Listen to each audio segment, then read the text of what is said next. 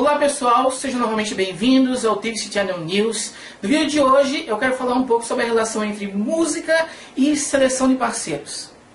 Ok? Bom, o próprio Charles Darwin já reconhecia que alguns animais utilizariam a produção de som, a musicalidade de uma certa forma, né, como uma estratégia para selecionar parceiros. Então, por exemplo, no caso das aves, né, as fêmeas tendem a se encantar mais facilmente pelo macho que possui um canto mais complexo. Né?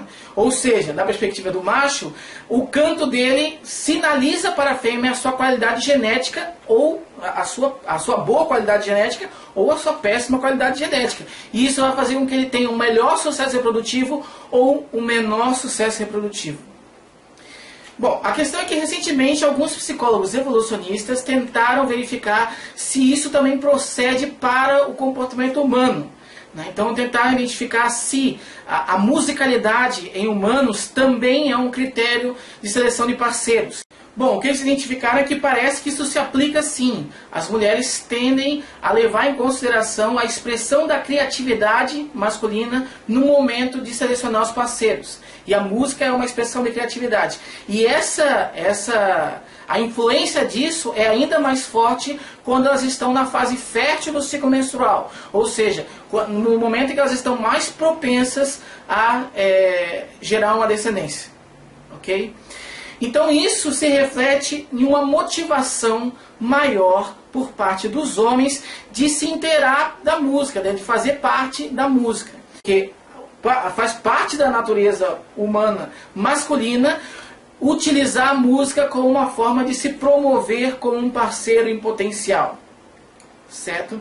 E essa motivação ela acontece mais no período da adolescência. Por isso que muitos homens tendem a fazer banda, a começar com banda na adolescência, no início da idade adulta, enfim, a compor as primeiras canções naquele período ali. Esse mecanismo talvez explique o fato de que porque alguns músicos, quando eles vão chegando à idade adulta e provavelmente já adquiriram sucesso reprodutivo, eles baixem a sua expressão da criatividade musical. Ou seja, eles começam a produzir menos músicas novas. Né? Ou às vezes nenhuma. Então começam a fazer show apenas cantando, interpretando as músicas que eles criaram durante aquele período da juventude. Alguns cientistas consideram que as canções são meios de transmitir intenções sexuais. Então teve algumas pesquisas que tentam analisar o conteúdo das canções à luz da psicologia evolucionista. E teve uma bem interessante publicada em 2011, que pegou todas as canções que entraram para o top 10 americano em 2009, né, que são as canções mais reproduzidas, mais ouvidas, enfim, e concluiu que 92% dessas canções tinham uma ou mais frases que faziam alusão a algum tipo de comportamento que faz parte do jogo da sexualidade. E em média, essas canções tinham 10 frases que faziam essa alusão. Ou seja, entre todas essas músicas que entraram para o top 10 em 2009, a média delas era de 10 frases, né, 10 versos que faziam alusão a comportamentos sexuais. Okay? E eles concluíram que quanto mais alusão essas músicas faziam a comportamentos sexuais, maior era a chance de ela entrar e se manter nesse top 10. Okay? E eles analisaram outra coisa também, que isso não é um padrão recente, não é na música atual que existe esse apelo à sexualidade e uma associação entre sexualidade na música e popularidade da música. Eles também analisaram as óperas, eles analisaram músicas muito antigas e concluíram que mesmo há 400 anos atrás esse padrão se mantinha. Então basta a gente ver algumas áreas bastante populares de ópera, por exemplo a Nessun Dorma do Puccini, a Rabaneira de Bizet e a Vestila Giuba do Pagliatti, né, do Leoncavallo, certo?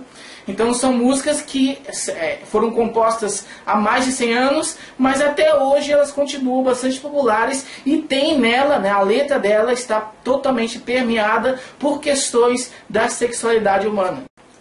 Uma outra característica que as canções expressam é a competição intrasexual. Competição intrasexual é quando os indivíduos de um mesmo sexo competem entre eles pela atenção do sexo oposto. Então as mulheres vão competir entre elas para atrair a atenção dos homens, enquanto que os homens vão competir entre eles para atrair a atenção das mulheres. Cada sexo tem algumas estratégias de competição diferenciadas. Enquanto nos homens essa competição ela é mais agressiva, violenta, né? Nas mulheres ela é mais social, ela vai mais no intuito de denegrir a imagem das outras mulheres. Okay? E teve uma pesquisa em 2012 que demonstrou que nas canções mais populares e naquelas que são escritas por mulheres e interpretadas por mulheres, né, existe uma maior quantidade de sinais de competição intrasexual. Né? Então várias frases que dizem respeito a essas estratégias de competição intrasexual. Quanto maior o número dessas frases também, maior a chance da canção se tornar mais popular. Okay? Eu estou colocando aqui embaixo alguns exemplos disso. Tem uma da Avril Lavigne e da outra da Taylor Swift que explicam também que são exemplos, na verdade, de canções que estão permeadas por essas estratégias femininas de competição intrasexual. Bom, saindo um pouco dessa questão de análise do conteúdo das canções e partindo mais para as investigações que verificaram de fato a relação entre a musicalidade e a seleção de parceiros, né, teve uma pesquisa publicada em 2012 que foi bastante simples na realidade. Ela pegou a mesma pessoa com a mesma roupa, da mesma forma, né, só que tirou uma foto dela sentada num sofá normal. E a outra foto que ela tirou foi ela sentada no sofá, mas com um violão, como se fosse tocando um violão. Okay? Aí eles colocaram essa foto no Facebook e pediram para as pessoas avaliar o grau de atratividade desta pessoa na primeira foto e na segunda foto. Eles verificaram que a mesma pessoa segurando um violão era considerada muito mais atraente do que quando ela não estava segurando o violão. As mulheres conferem aquele indivíduo que está sinalizando que tem algum certo, pelo menos um interesse pela música, como sendo mais atraente. Uma outra pesquisa quis analisar o impacto de músicas românticas no fato de a mulher aceitar ou não passar seu telefone pessoal para uma pessoa desconhecida. Como é que eles analisaram isso? Bom, eles recrutaram algumas mulheres, estudantes da universidade, para participar dessa pesquisa, que elas não sabiam como é que ia acontecer.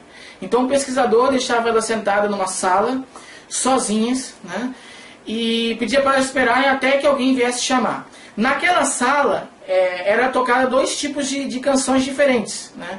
Então tinha aquele grupo de mulheres que sentavam na sala em que havia uma canção de fundo romântica. Existia aquele grupo de mulheres que entravam na sala e tocavam uma canção que não tinha nenhum tipo de romantismo. Aí depois de um tempo vinha uma pessoa que era contratada pela pesquisa, né, um ator, que chamava essas mulheres para uma outra sala e fazia uma entrevista ali com elas. E uma das perguntas que ele fazia é sobre o telefone delas. O que eles verificaram foi que naquelas mulheres que esperavam na sala e ouviam a música romântica, né, a possibilidade dela de passar o telefone para o entrevistador e passar o telefone correto era significativamente maior. As românticas aumentam a receptividade das mulheres ao flerte.